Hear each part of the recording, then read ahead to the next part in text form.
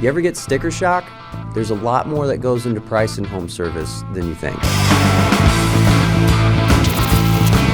Welcome to the Garage Authority Podcast, powered by A1. I'm your host, Jonathan Phillips, and today I have a very, very special guest for you. The one and only, the great and powerful, Brian Davenport. What's up, brother? What's up, brother? Chilling. Thanks for having me, man. I appreciate that. Dude, I'm so excited. For those of you that don't know, today's episode, we're figuring out, you as a homeowner, how to choose the right garage door company. Now, not only in garage doors, but I'm talking HVAC, pest control, plumbing, anything of home service where you have people come to your house to take care of your kingdom. I brought on Brian Davenport, VP of the West. West is the best. West is the best. West I don't know who started that rumor, but we're going to run with it. But Brian has this amazing career to where, I mean, from big box store companies that I won't name, where he's done the biggest accounts and management, to where now you're at A1 and you've done other garage door companies. So you understand not only across like brick and mortar, but to people coming in your home, like what a good company runs like, should do, and things to look for. So that's why I wanted to bring you on today, because if anybody's going to be able to answer these questions of like, how do you research a company? How do you ask certain questions to find out that they're valid or a good company to come into your home, for lack of a better term?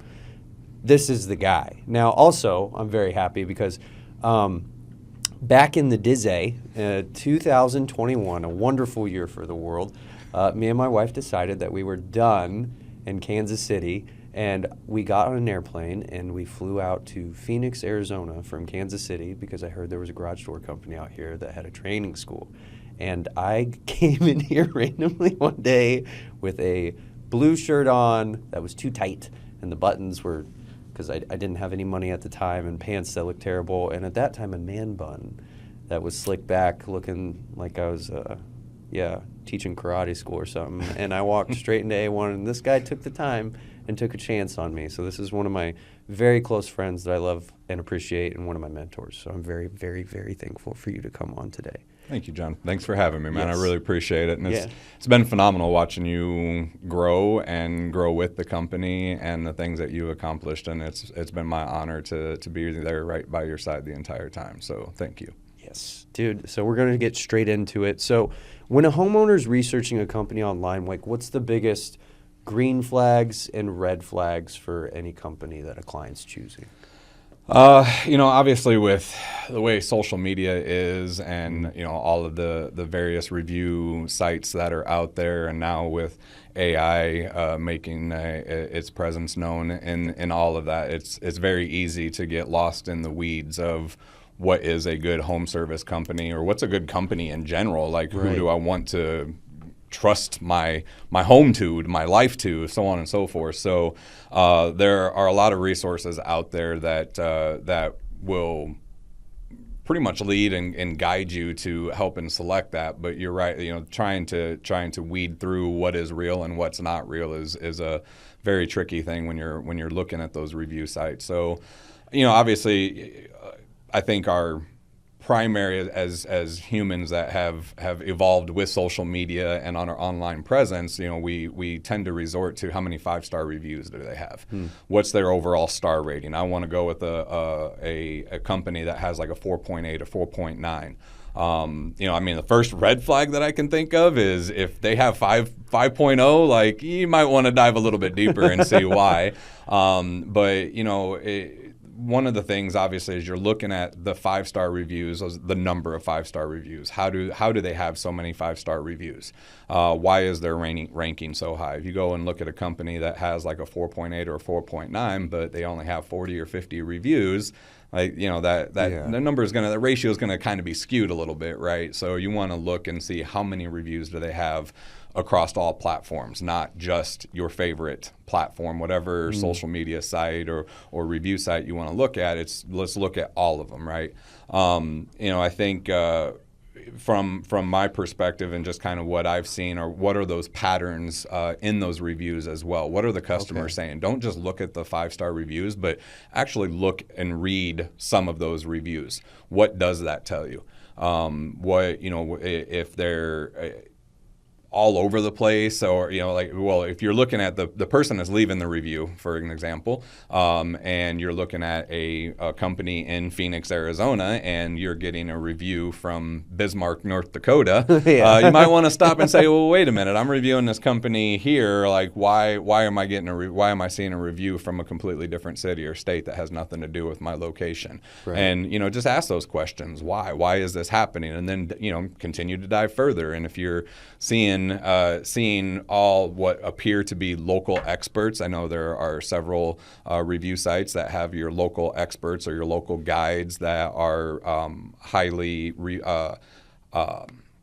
highly valued within that particular review field, and those local experts are saying this is the company you want to go with, then those are going to hold a little bit more weight there. But you really want to look for those more local, centralized, focused reviews, and what are the other customers saying that have used their services. There are.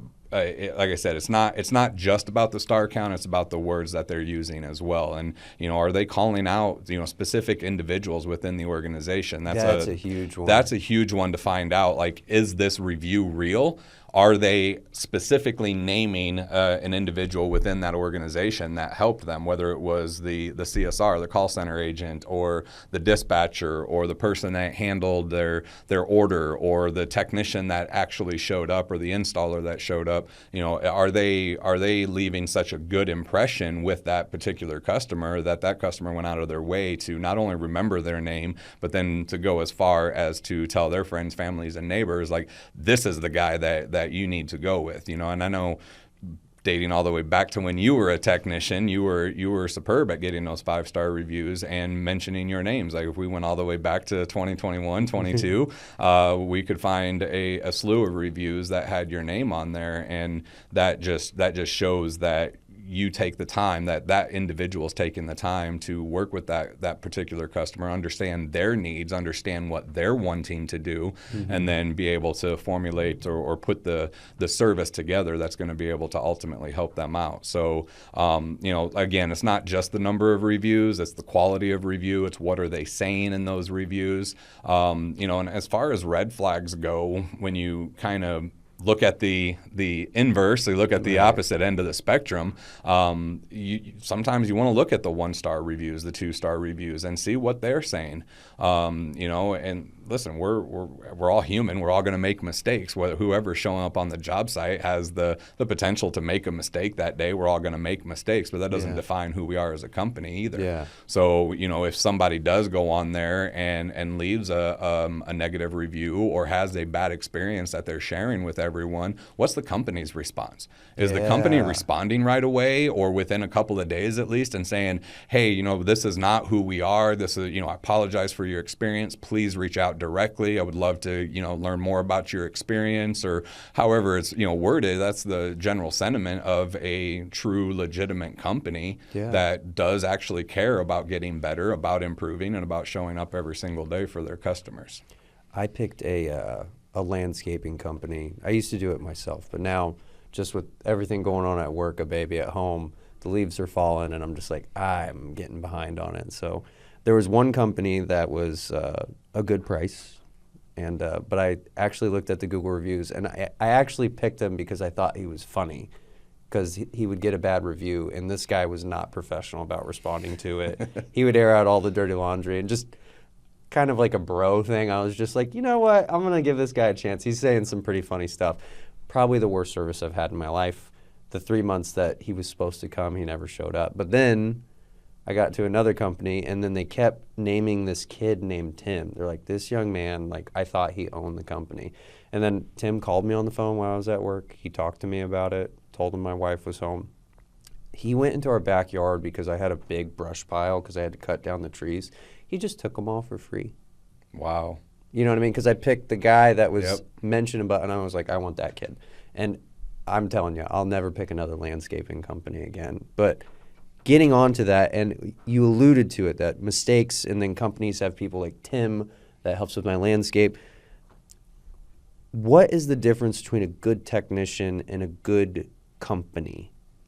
And that hard line and what that means? Because there's a mom and pop shop out there that has people like a Tim.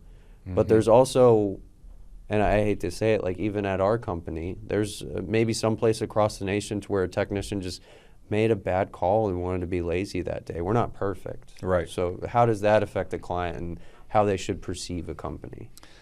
And like I said, as humans, we're gonna make mistakes. We're gonna have a bad day. I mean, I would love to sit here and tell you that I'm happy-go-lucky and on the top of my game every single day. Like that's not feasible and it's not realistic. So, again, seeing how the company responds to that particular situation is a big one. I think what really separates the good companies and the good technicians and the ones that you can really spot easily.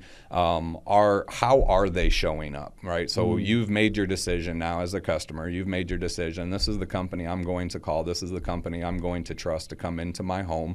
And, there are a lot of things out there that you can review, whether it's the Register of Contractors, if you have one in your state, or, go into various labor boards or whatever. You can do all of the research to see what kind of company they are on paper. But how they show up to your house is probably going to be more important than how they look on paper. So how are they showing up to your house? Are the vehicles that they're driving, whether they drive service vans or trucks or however they're showing up, is it well represented for the company? Is it branded well? Is it clean? Is it neat? Is it organized? Something that we teach our technicians is this is your office. It's a mobile office. This is your chance to really present your feelings of the company, right? So if you're showing up and your vehicle is extremely dirty, it looks like you haven't, here in Phoenix, it's going to be dusty every day, but if you got mud slung all over the side of it in the snowy or colder areas, you have all of the salt buildup and everything on the side of the vehicle, and you open the door and McDonald's bags are falling out, or Zin cans or Monster Energy drinks or whatever. It's kind of like, okay, this is how you really feel about the company that you work for. What kind of pride are you going to take in my own home? And I think that that translates for a lot of homeowners. For me personally as a homeowner, I own 2 homes as well, and I make that decision too. Somebody shows up, I'm like, yeah, we're good, or I might entertain to see if I'm going to give you a little bit of a shot, but that initial reaction or that initial thought that I have on that particular individual, the way that they show up is going to set the tone for the rest of the conversation. So really focusing in on how is that individual showing up to your house. They're clean, they're presentable, they don't smell, they look like they take care of themselves, they're well groomed, they're looking you in the eye, they're presentable, and they just have a sense of pride. There's a very fine line between pride and ego. And you can get those companies that show up, or those technicians that show up, to your point, that we have some technicians that have done this too, where they show up and their ego gets the best of them, and they don't necessarily address the issues that customer has, because that technician's not listening to what they're saying. So is the technician willing to set the tablet down, put the tools down, and have a conversation with you? Because as a homeowner, you're a person too. So let's find out what's really going on there. Are they taking the time to do that? Not that I don't like to really focus on the negative too much, but the exact opposite will kind of present as a company that maybe I don't want to work with. They just walk in and they look up and they're like, oh yeah, you need all of this replaced. Here's your estimate. Tell me what you want to do. Oh, by the way, my name is Brian. Nice to meet you, right? Like that's kind of the idea behind it is, are they showing up professional? They're treating us like a career. They're treating us like it's their own company, it's their own business, and they know that they're the face of the company with that particular individual. How are they showing up every single day? And then, from a company perspective, how well branded are they? Branding's not just a marketing scheme to get people to buy your services. Branding shows how much the company is invested in their employees and in their success, in their communities, and the people that they serve around them.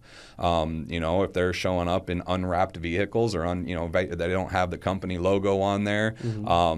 and we've seen this happen too, where you call a company, and this has happened to us, where you call a company up and you're like, okay, A1 Garage Door Service is coming out to work on my home, and then another vehicle shows up that's not branded, that's not wrapped, and they're like, oh yeah, they contract this. So like, well, wait a second, something's off here, right? And that's knowing that those types of scams are out there and those types of individuals are out there makes it so much harder for a homeowner to know that they can trust the company that they've called. So by being able to differentiate between what a good company looks like and what a fly-by-night company looks like that's not going to be here after they're done with your service, that will help really put the homeowner's mind at ease that they've called a good company out.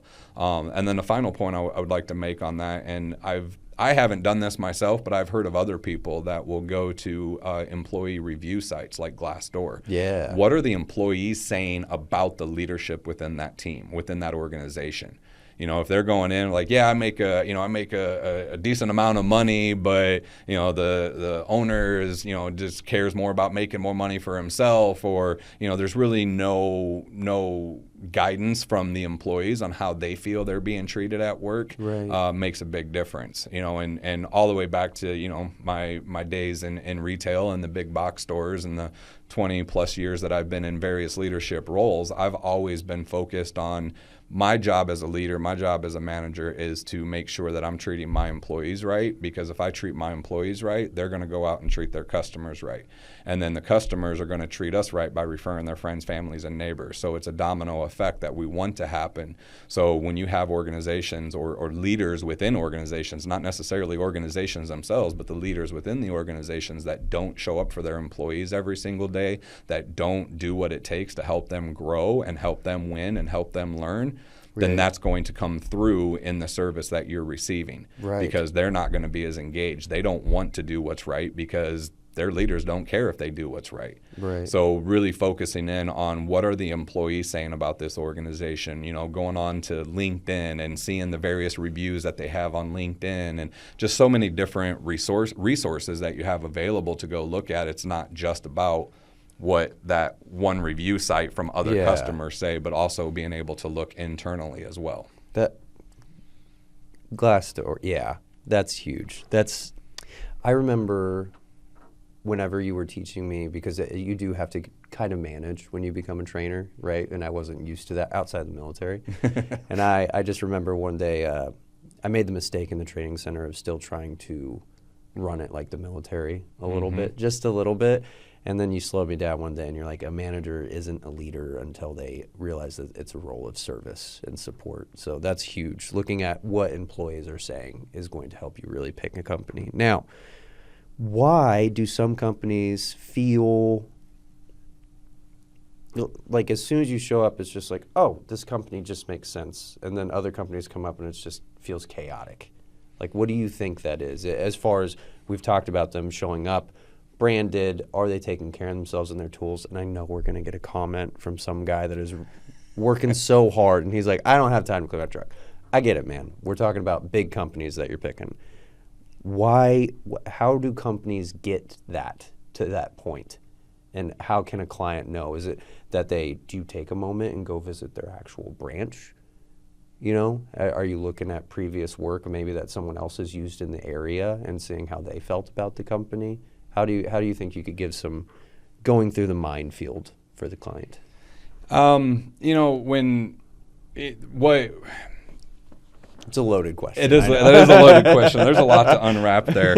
I think the first part of it is why do some companies feel right from the get-go and other ones don't? Focusing on that point, I think a lot of, from my experience and from what I've seen and just the 10 years I've been in home services myself, what differentiates or what separates that feeling that homeowner gets are there are going to be a lot more internal things that are happening within the company, and also another word for company is organization. How organized is that organization, right? Do they have the systems? Do they have the processes? Again, do they invest in their people on the back end?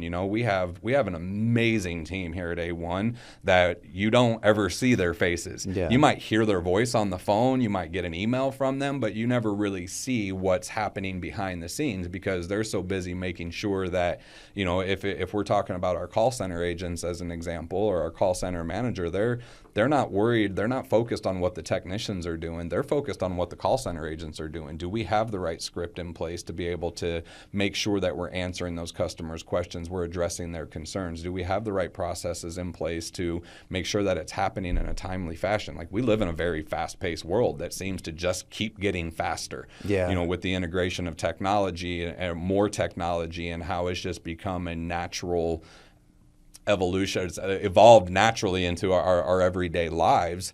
And, you know, it comes to a point to where we're moving in even quicker, right? So we have to recognize that our customers want to move very quickly as well. They've got a lot of things on their plate, and the last thing they want to deal with is a broken garage door. But they also don't want to sit there and be on the phone for an hour trying to figure out what's going on with it. They want to get somebody out that they can trust. And how you can trust somebody is, are they, you know, do they all answer the phone the same? First of all, I mean, from the very get-go, are they actually answering their phone, or is it, you know, or is it, you know, you're on hold for, you know, 5, 6, 7, 8 minutes, or you have to go through a whole series of prompts? You know, how organized do they feel up front, I think really plays an integral role into that customer's perception of, I know I can trust this company. Right. And then when they show up, you know, and one customer that comes to mind a couple of years ago had multiple properties, and they had called us out on a couple of different occasions.